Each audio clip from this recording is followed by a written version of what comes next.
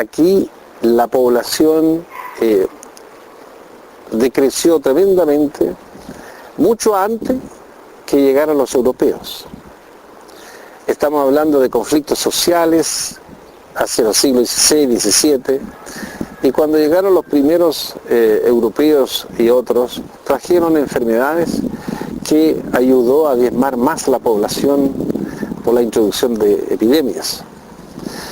Pero se agrega también el factor de piratería, que por ahí, por 1860, 62, se llevaron mucha gente de esta isla al Perú como esclavos para ser vendidos tanto como trabajadores en las haciendas, así como en la explotación del guano en algunas de las islas. Y también hubo un fenómeno de emigración fuera de la isla, guiados por misioneros que se sentían muy descontentos con un extranjero francés que estaba explotando la isla y que tuvieron conflicto con él. Me refiero a Dutrou-Bornier. Entonces, por ahí, por 1877, Isla de Pascua tenía cerca de 100 personas, 111 o 101 personas, pero habían 100 personas, alrededor de 100, de una población que cerca del siglo XV después de Cristo pudo haber llegado a 20.000 habitantes.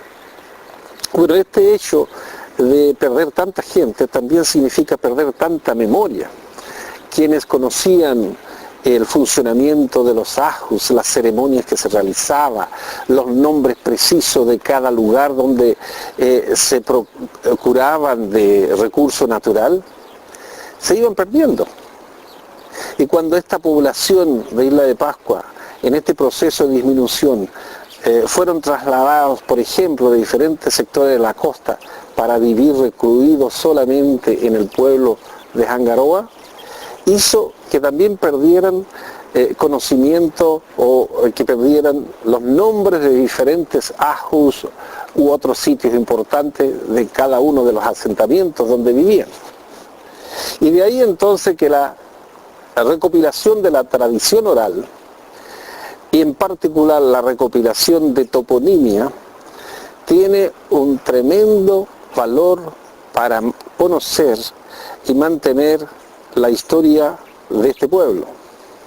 Porque en la lista de toponimia existen muchas sugerencias, sino de informaciones completas, pero algunas sugerencias de, por ejemplo, de categorías de lugares o hábitats de donde se obtenían recursos para su existencia, recursos alimenticios, como por ejemplo lugares donde se pescaban anguilas o pulpos o ciertos tipos de peces o langostas o atún o nanúe. Todas estas diferentes especies tienen su microhábitat o hábitat donde el Rapa Nui prehistórico los conocía y le daba no solo nombres por categorías de lugares de pesca, sino que también nombres específicos de esos lugares. Entonces, a recoger estos nombres, lo que hace uno es entregar de vuelta al pueblo Rapa Nui una mejor comprensión de cómo el hombre prehistórico se asociaba a su propio medio ambiente. Bueno, es importante recoger cada vestigio de la tradición oral.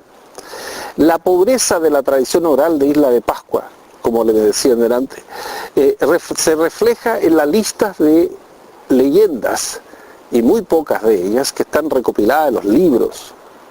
Libro de Metro, libro del padre Sebastián Engel, escritos de Catherine Routledge, 1914. Entonces uno revisa y al revisar esta literatura se da cuenta lo pobre que hay. Bueno, compara uno con Tahití, con Samoa, con Hawái, con Tonga, otras culturas del Pacífico y se da cuenta que somos realmente el más pobre de todos en materia de tradición oral. Sin embargo, nuestra riqueza está en otros aspectos de los estudios antropológicos.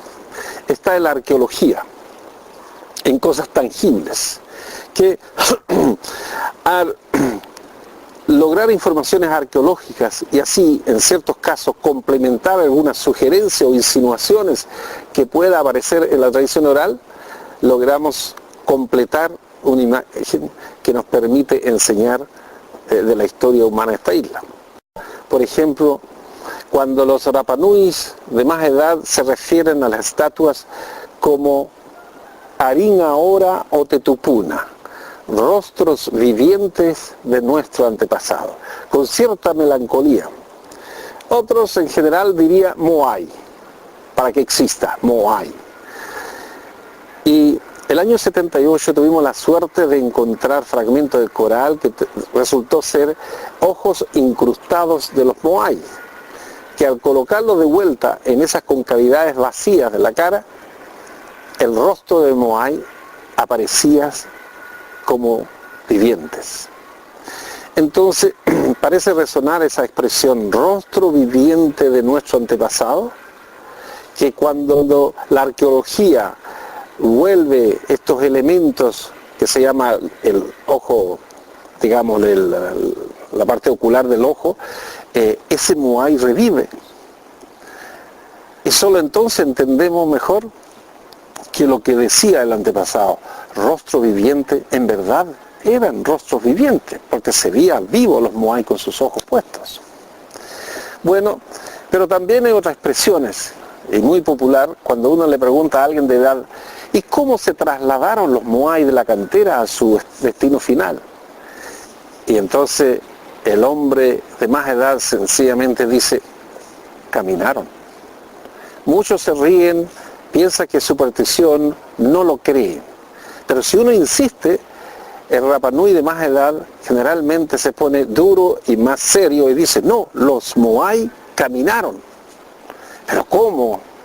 Con mana. Y ahí entonces a uno lo deja en el misterio absoluto.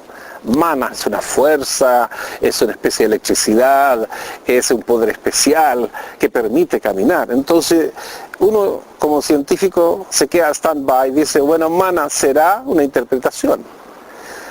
Por suerte y también por dedicación hemos encontrado últimamente que los Moai fueron fabricados de manera que en posición vertical podía con cierta facilidad ser desplazado como si fuera caminando.